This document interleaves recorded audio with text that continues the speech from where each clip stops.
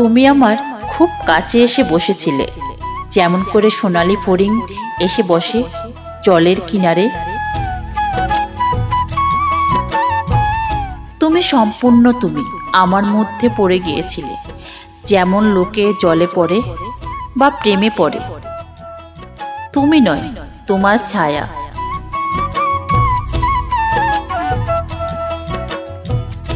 তোমার ইচ্ছা, অনিচ্ছা এবং স্বপ্ন সবই ভিজে গিয়েছিল।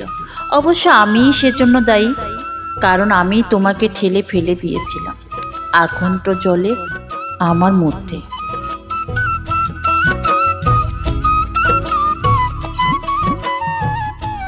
ঠিক আমার মধ্যে নয়, আমার ইচ্ছার মধ্যে, এবং তোমাকেও নয়, তোমার ছায়াকে।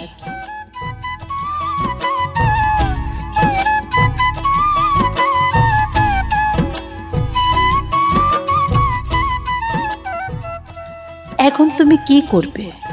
ফড়িংয়ের মতো উঠতে উঠতে আবার খুব দূরে চলে যাবে? যদিও ছায়াকে ফেলে রেখে যাওয়া সহজ নয়, বিশেষত নিজের ছায়াকে। রামধনুর গা থেকে রং মুছে ফেলা তবু আবার সহজ, নাকি কাছে এসে বসবে, একেবারে কাছে, যেমন করে ফড়িং এসে বসে জলের কিনারে? তোমার ছায়া নয়, তুমি।